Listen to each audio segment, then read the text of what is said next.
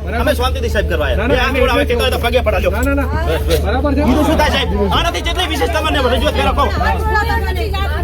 અમારું નથી પીડ્યા વેદી જાતિ તમને તમારા છોકરા સ્કૂલમાં હારી ભણતા છે, અમારા છોકરા મજૂરી કરી છે સાહેબ. કહેવાતી દારૂબંધી ગુજરાતમાં છે જ, પણ તમે જુઓ કે ગુજરાતના નાગરિકોની હાલત શું છે. પગે પડી હાથ જોડી અને પોલીસને એવું કહેવું પડે કે સાહેબ દારૂ બંધ કરાવી દો તો સારું રહેશે. ગામ છે અભેપુરા અને વાવથરાદના એ ગામથી બધા જ લોકો ભેગા થાય છે. ગામના લોકો એક રજૂઆત સાથે જાય છે કે અમારા ગામમાં ખુલ્લેઆમ દારૂ વેચાય છે અને બંધ કરાવો. વાવથરાદના એ જેટલા પણ લોકો છે, એટલે એ ગામમાંથી આવેલા જેટલા પણ લોકો છે, એ પોલીસને સ્પષ્ટ રજૂઆત કરતા એવું કહે છે કે અમારા ગામમાં આ જગ્યાએ દારૂ વેચાય છે અને તમે કંઈક તો એક્શન લો.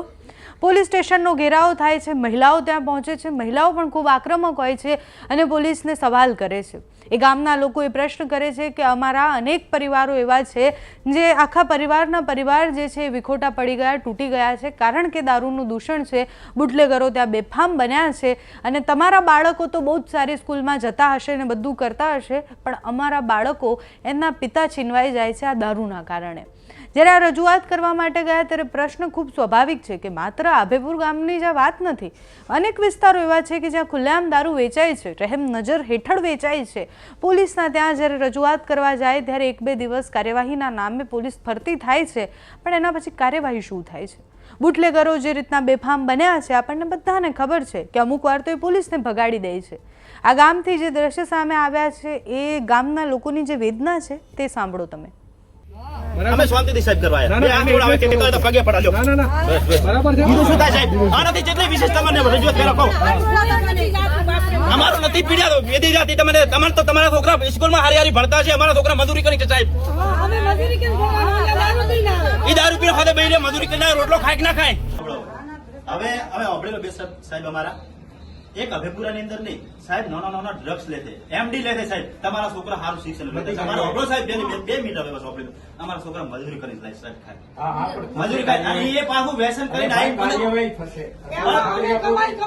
એટલે વિશે બધા વિશે તમે કરો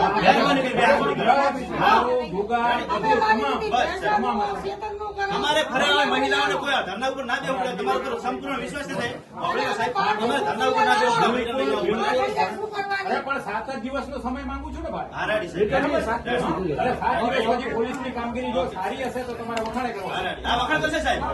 અમે સન્માન કરી છે એસપી સાહેબ ને સાફો પહેરાવ્યો. ચલો 2 દિવસ પહેલા આ પત્ર આલ્યો લખીને સાહેબ. સાહેબ ને પણ આપ્યું, દેશ સાહેબ ને પણ આપ્યું. અમારે કીધું પોલીસની સારી કામગીરી, શ્રીનગરમાં પણ બંધ કરાવી દારૂ. સારી કામગીરી અમે કીધું અમારે કોઈ આવું નથી કરવું, પોલીસની સારી કામગીરી. પણ એ વિશે 2 દિવસ થયા. બુટલેગરનો અમારો ફોન આવ્યો કે તમે કેમ મેસેજ કરો સાહેબ? હવે સાહેબ જાણે હું અત્યારે તમારી હાજરીમાં જ કહું છું, અરજી તપાસમાં જેટલા લુખા હોય ને એ બધા લુખા લઈ આવો, બરાબર? અને તમે મને નંબર આપો, બરાબર? અને હમણાં કાર્યવાહી કરે અડધી કલાક. સાહેબ ને ખબર છે બધી લઈ આવશે અને તમને બતાવશે કે આને લઈ આવ્યા. તમે ખાલી તમને જેને ધમકી આવી છે ને, જેની ધમકી આવી છે ને એમના અરજીમાં નંબર લખેલા છે, બધા અરજીમાં નંબર લખાવ્યો. તો કોલ રિટર્નમાં જમાદારે ફોન કર્યો છે બુટલેગરને, એને કોલ રિટર્ન જમાદારે કઢાવો. એ જમાદારની કોલ રિટર્ન કઢાવો. પોલીસની કોઈની મિલી ભગત હશે કોઈ છોડવામાં નહીં આવે. હા તો એની કોલ રિટર્ન કઢાવો. ધન્યવાદ. પોલીસ એના ઉપર કાર્યવાહી અને 7 દિવસનો જ સમય માંગુ છું, જાજો સમય નથી માંગતો. 7 દિવસ પછી આપણે છીએ જ અહીંયા, તમે આવજો સાહેબ. અમે હવે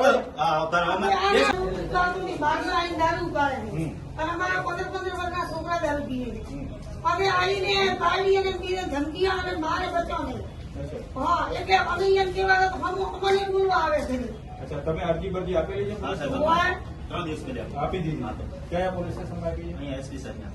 એટલે અમારા ગામમાં દારૂ સાહેબ બંધ કરાવો. બિલકુલ કરાવીશ. મારી સાંભળો, બિલકુલ કરાવીશ. તમે સાંભળો, મારી વાત સાંભળો. બિલકુલ તમારા ગામમાં દારૂ ઝડપે સલાકાશે, બરાબર છે? અમારી જવાબદારી આખા થરાદમાં થશે. વારંવાર સાહેબ અમે 3 દિવસ પહેલી રજૂઆત કરી, અમે ગુપ્ત રીતે અરજી હલવાય સાહેબ. અમે અમારા ગામની છાપ ના સાંભળો, પોલીસને ઘણા કામ હોય છે, બરાબર છે? પોલીસને એક કામ નથી તો ઘણા કામ છે, છતાં હું ખાતરી આપું છું એટલે અમારા માટે સાહેબ કામ છે. નહીં બધે માટે હોય, બધે કામ કરે જ છે. સાંભળો ભાઈ, સાંભળો, તમે સાંભળો. હું ખાતરી આપું છું કે તમારા અભયપૂર્વમાં જે તમારો પ્રશ્ન છે એ પ્રશ્ન સોલ્વ થઈ જશે. 7 જ દિવસની અંદર સોલ્વ થઈ જશે. ત્યાં પણ બહુ ના જોઈએ. હું ખાતરી આપું, ડીવાયએસપી તરીકે ખાતરી આપું છું કે 7 દિવસમાં સોલ્વ થઈ જશે. તમે જ આવીને કહેશો કે ના સાહેબ તમે સારું કામ કર્યું. ધન્યવાદ સાહેબ તમારો. પણ હવે અબધી ઓબળેલો હા. સાહેબ 2 દિવસનું કીધું પણ 2 દિવસનું હજી મારું કામ 0 છે સાહેબ. હું શું કઉ અરે, છું, 2 દિવસ નહીં, હું શું કઉ છું, 7 દિવસમાં તમારો પ્રશ્ન સોલ્વ થઈ જશે. અને 7 દિવસમાં તમારો પ્રશ્ન સોલ્વ ના થઈ જાય તો હું અહીંયા જ ઉભો રહીશ અને તમે તમારા બધા છે એ તમારે બધાને તમામ કહેવાની છૂટ છે. મને જાઓ, ખાતરી આપું. હારાણી સાહેબ ધન્યવાદ છે સાહેબ તમારો. હું ખાતરી આપું છું, ઓકે, ઓકે. અભયપુરા ગામની અંદર તમારા અભયપુરાની આખા થરાદની અંદર 7 જ દિવસની અંદર આ પોલીસનું તમને વચન છે, 7 જ દિવસની અંદર જડબે સલાહ. બરાબર, 7 દિવસ પછી ન થાય તો તમે અહીં આવી શકો. Sorry. હવે મારે અમારી બે અમારા ગામમાં ટેપો મળવું જોઈએ નહીં. અમે બંધ કરાવો. અમે અમારા ગામમાં કે અમારા ગામમાં દારૂ જોઈએ નહીં. અને બહારના આઈને ઉપાડે. હવે મારતો લાવો. અમે ધોકા લાકડી એટલે તમે કીધો ફરિયાદ કરો એટલે કેસ થઈ જાય. પણ ઘરના વળી કાઢી રૂપિયા લેવા પડે. અને હોય ગયા. આ સાહેબ નોની વિધવા થયેલી હતી. એનો દીકરો પણ થતો રહ્યો 25 વર્ષનો. અને હજી બે દીધા પડ્યા છે. બરાબર છે. તમને 2 દિવસ કીધા 2 દિવસમાં કામગીરી થઈ છે અને ખાતરી આપું છું અભયપુરા બિલકુલ નહીં. આખા થરાદ ગાડી ભરી ભરી ના આવો. 2 જણા નહીં. 2 જણા રજૂઆત કરવાનો અધિકાર છે. તમે પહેલા 3 દિવસ રજૂઆત કરી સાહેબ કે અમારી ગુપ્ત રીતે અમારા ગામનો છાપ ખરાબ ના થાય.